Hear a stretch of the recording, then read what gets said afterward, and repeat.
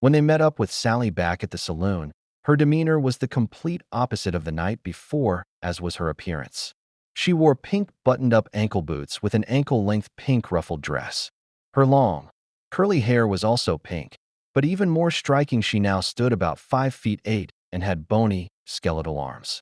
"You boys have fun last night?" she winked. "Don't honestly remember, ma'am." Will answered. "Well, let me assure you that you did." Sally grinned. "Now I think that we may have gotten off on the wrong foot, but I ain't about to apologize for nothing. So all I need from you boys is to run this place for me just until your car gets fixed. I guarantee that it will be worth your while in the end. Deal? Good. I have a full staff standing by who will take care of everything. All I need for you boys to do is to show up here every Friday 1 hour before we open and stay for as long as you have to after we close to make sure everything is cleaned up and put away properly. It won't be that hard. There are lists on bulletin boards in every room. Just follow the list and make sure everything is checked off before the staff goes home, and don't fuck up. I'll take care of the entertainment during the evening. Your job is just to walk around and make sure everybody is keeping busy, and believe me, as soon as they see you coming they will be, but if you happen to catch someone not doing something, you be sure and let me know. That's it. We open at 8 tonight, so you boys be back here at 7. I'll see you then. In the meantime, as usual, the town is yours." Will and Bob went outside to find the limo was still waiting. They got in and told the driver to just show them around. The boys were surprised to see that there was a lot of construction happening. Houses being built, roads being paved. There was also a museum and a school under construction. "Wow," Will said. "Who would have thought that this place would have so much going on?" "You have no idea," the driver remarked. "It's like this all the time." "Population growing?" Bob asked. "You could say that. But any other questions you got, you really need to ask Sally. But be warned, Sally don't like questions, okay?" "Ah, yeah, sure. Okay," Will replied while giving Bob a curious glance. Bob looked back at Will and kind of shook his head like, "I don't even think we want to know." At 7 o'clock sharp, the boys were back at the saloon. Sally was standing in the middle of the bar area, which was right inside of the front door. She looked up at the clock on the wall. "Good job, right on time. Now just go ahead and have a seat if you like, have something to eat and drink, or just kind of walk around. The show starts in 1 hour. See you then."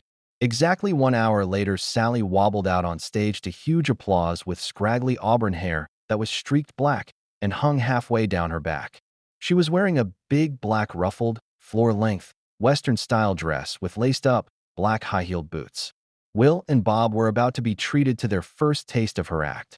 "What in hell are all of you motherfuckers looking at?" she shouted at the audience. "You're all a bunch of goddamn perverts is what you are. I know what every one of you is thinking, but before I tell you what I know you're thinking, I'll tell you a joke. Why are wedding cakes sad? Because they're always in tears. Get it?" The audience roared with laughter. Sally continued.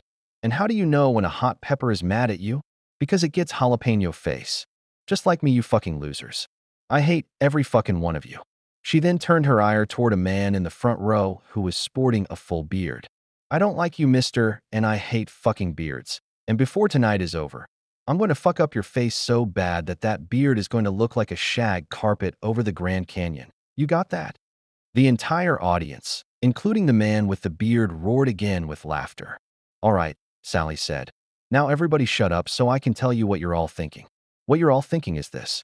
Since I change my hair color and physical appearance every day, you're all wondering on what day does the carpet match the drapes. Am I right? You're goddamn right I'm right. You sick pieces of shit." With that, Sally wobbled off backstage and then appeared through the side stage entrance with a bullwhip in her hand. She started up between the rows of seats, staring at the audience members. All the while they were howling with laughter. She stopped by a man in his 20s who was sitting in an aisle seat and began whipping him mercilessly with the bullwhip. The man kept laughing and laughing, as did the rest of the audience. Throughout the next hour, she left several other people in a bloody bullwhipped mess. She finally announced that the show was over. "Everybody can stay until midnight and do whatever you want. Just be back here next week at 8. Will and Bob, in my office." Now, Will and Bob could not move fast enough. They were on Sally's heels as she went into her office and took her place behind her huge desk. Will and Bob stood in awe as Sally morphed back and forth from normal to demonic looking. "Tonight was a roaring success," she said as threw the blood-stained whip out onto the desktop. If only I could show you the box office, but not yet, and I can't even begin to wonder what the bar and restaurant are going to bring in.